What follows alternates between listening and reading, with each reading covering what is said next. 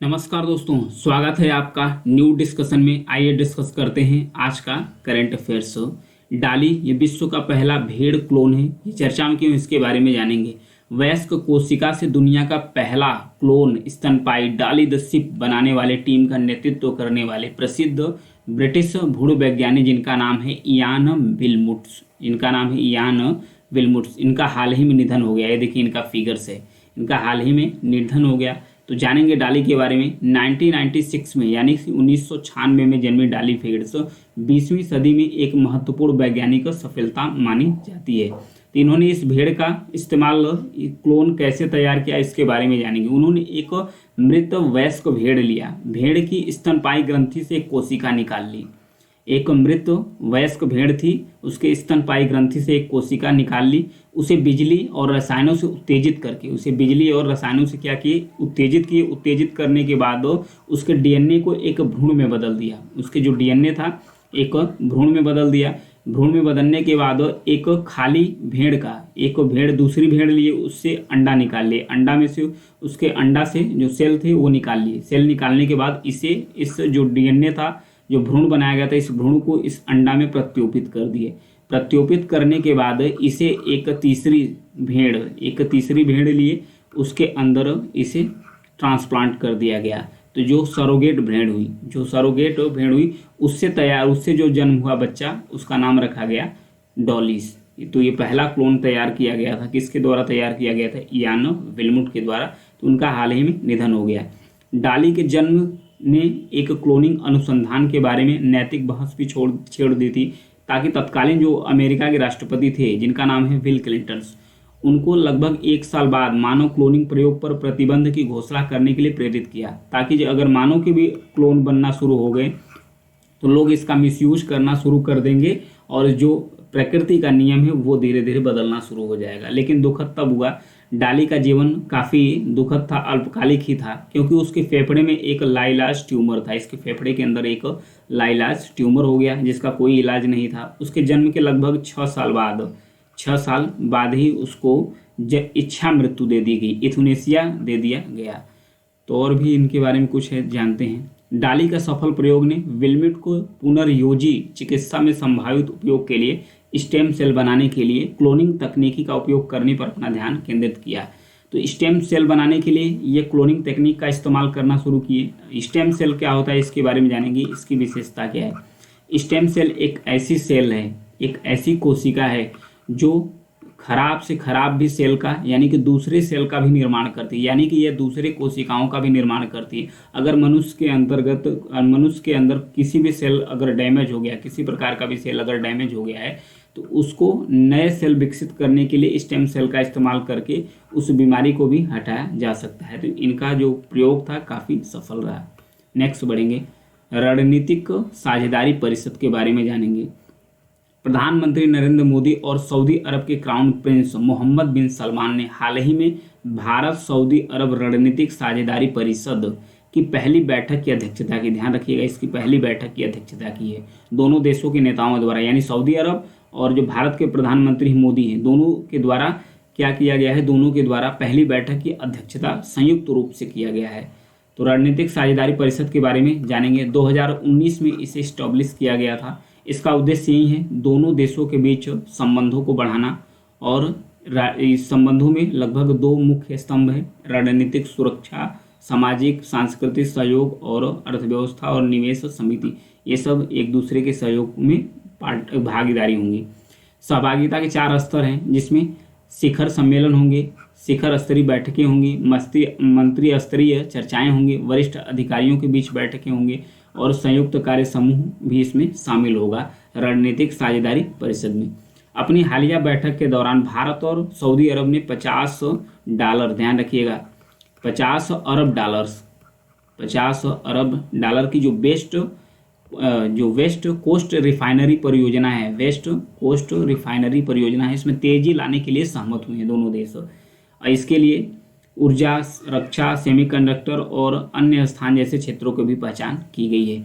तो ये जो वेस्ट कोस्ट रिफाइनरी परियोजना है, ध्यान रखिएगा, जो वेस्ट कोस्ट रिफाइनरी परियोजना है, इसका लक्ष्य यह है कि महाराष्ट्र के रत्नागिरी जिले के अंदर एशिया की सबसे बड़ी रिफाइनरी स्थापित करना है। एशिया की सबसे बड़ी रिफाइनरी को स्थापित करना है। इसमें बेसिकली 3 कंपनियां इसमें लगेंगी। इसमें 3, एक सऊदी अरब की कंपनी है, अरामाको कंपनी है, और उसके बाद यूएई यानी संयुक्त अरब अमीरात की एक कंपनी है, एडीएनओसी कंपनी है, उसके बाद भारत कंपनी है। तो ध्यान रखिएगा, इसमें 3 कंपनियां मिलकर एशिया की सबसे बड़ी रिफाइनरी स्थापित करने की कोशिश कर रही। कहाँ स्टैब्लिश कर रही है? महाराष्ट्र के रत्नागिरी में। ध्यान रखिएगा, ये क्वेश्चन यहाँ से बन जाएगा। नेक्स्ट, ग्रेसम का नियम दिया है, इसके बारे में जानेंगे। इसका नियम क्या कहता है? इनका नाम है थॉमस ग्रेसम, इन्हीं के नाम पर इनके नियम रख दिया गया है। इनका नियम कहता क्या है? कह रहा है कि बुरा पैसा अच्छे पैसे को निकाल देता है।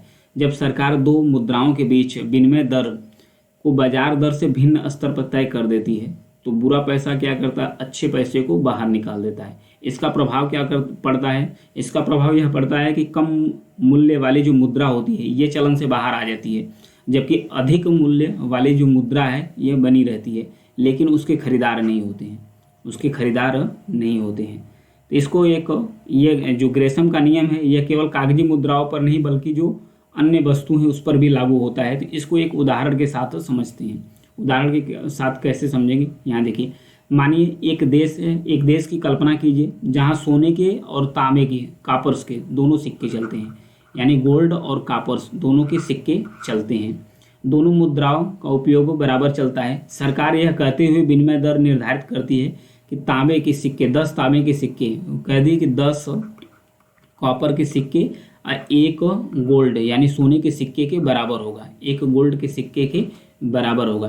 तो लोग करेंगे क्या कि जो सोने का सिक्का है, जो तांबा का सिक्का है, इसे खर्च करना शुरू करेंगे, और जो गोल्ड का सिक्का है यानी कि जो सोने का सिक्का है इसे रिजर्व करना शुरू कर देते हैं, इसे रखना धीरे धीरे शुरू कर देते हैं। इस परिदृश्य में लोग सोने की सिक्का जमा करेंगे और उपयोग करना शुरू कर देंगे, और उसके बाद क्योंकि वे अधिक मूल्यवान हैं, वो रोजमर्रा के लेन देन में तांबे के सिक्के का इस्तेमाल करते हैं, जिन्हें वो बुरा पैसा मानते हैं, जिन्हें बुरा पैसा मानते हैं कि इसकी वैल्यू कम है, इसे तेज़ी से खर्च करते हैं। जो सोना है इसकी वैल्यू अधिक हो गई तो इसे लोग रिजर्व करना शुरू कर देते हैं, इसे अच्छे पैसा मानते हैं सोने को।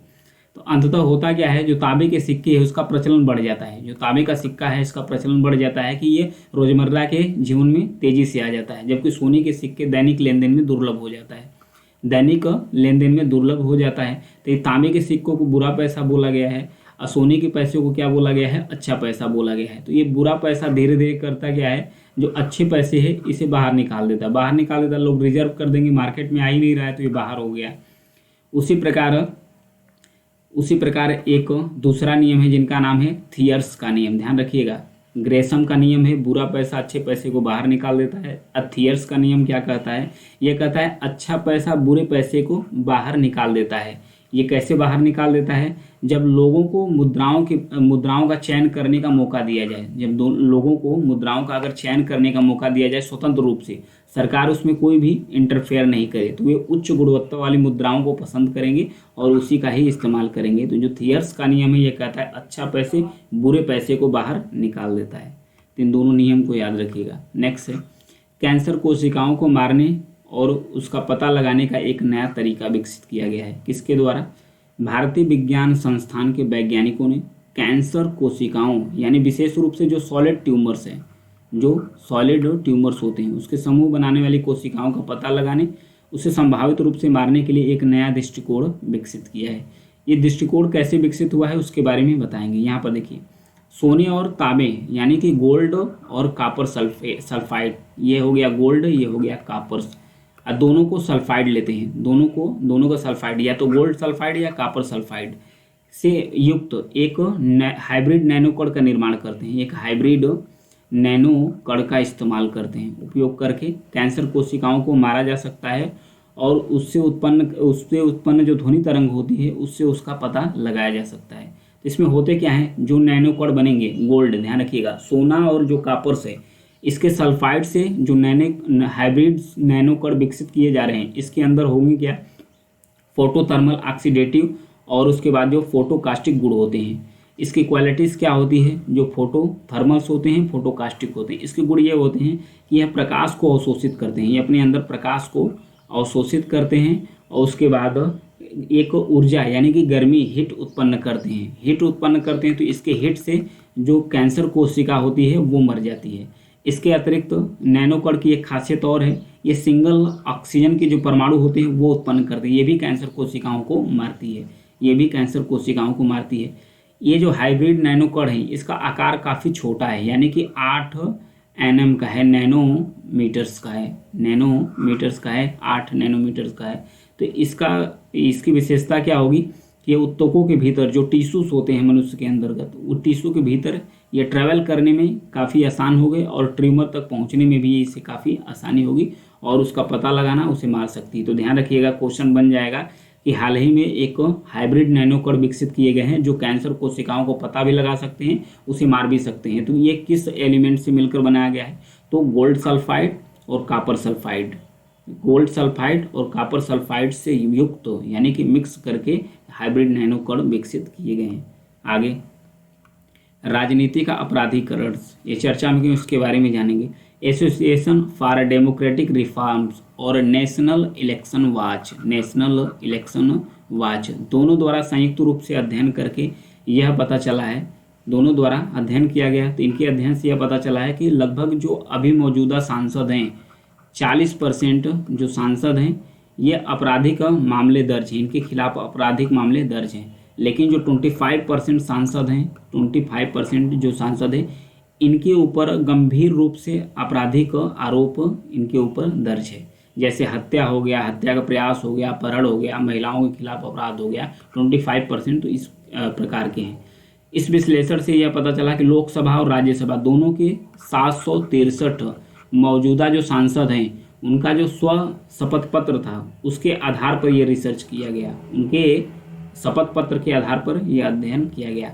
इस अध्ययन में विभिन्न राज्यों और राजनीतिक दलों के बीच जो आपराधिक मामले होते हैं उसकी व्यापकता और औसत और जो एवरेज संपत्ति होती है उसकी भिन्नता पर भी प्रकाश डाला गया है। तो संपत्ति की बात करें तो सबसे ज़्यादा संपत्ति तेलंगाना राज्य के प्रति सांसद औसत संपत्ति सबसे अधिक है, तेलंगाना राज्य का प्रति सांसद संपत्ति सबसे अधिक है, इससे भी क्वेश्चन बन जाएगा। और सबसे कम एवरेज संपत्ति किस राज्य के सांसद के पास है? तो केंद्र शासित प्रदेश है लक्षद्वीप, केंद्र शासित प्रदेश है लक्षद्वीप, उसके जो सांसद हैं एवरेज जो संपत्ति है सबसे कम है और तेलंगाना राज्य के सांसद के पास जो एवरेज संपत्ति है वो सबसे अधिक है। इससे क्वेश्चन संबंधित बन जाएंगे। नेक्स्ट लीबिया के बारे में दिया है, चर्चा में क्यों, इसके बारे में जानेंगे। पूर्वी लीबिया, यहाँ देखिए अफ्रीका महाद्वीप का उत्तरी साइड में स्थित लीबिया देश है जो भूमध्य सागर के तट पर स्थित है। पूर्वी लीबिया के डरना में विनाशकारी बाढ़ के कारण टूटे हुए बांध और डैनियल नामक भूमध्य सागरीय तूफान के कारण अचानक बाढ़ आ गई है, जिससे 5000 से अधिक लोगों की मृत्यु हो गई है, 5000 से अधिक लोगों की डेथ हो गई है। यहाँ पर देखिए तो जो भूमध्य सागर में तूफान आया था, कौन सा तूफान आया था? डैनियल नामक। तो एक तो फैक्ट यही है कि जो डैनियल नामक तूफान आया था हाल ही में किस महासागर में आया? हिंद महासागर, भूमध्य सागर, किसमें सागर? तो भूमध्य सागर में आया था। कहाँ पर आया था? भूमध्य सागर में। ये भूमध्य सागरीय तूफान होते क्या हैं इसके बारे में जानेंगे। ये है देखिए मेडिटेरियन सी, जिसे भूमध्य सागर बोलते हैं, मेडिटेरियन सी, भूमध्य सागर। भूमध्य सागर के अंदर जो तूफान होते हैं निम्न दबाव के तूफान होते हैं, उसी मौसम प्रणाली के कारण ये उत्पन्न होते हैं, इसी को भूमध्य सागरीय तूफान ही कहा जाता है।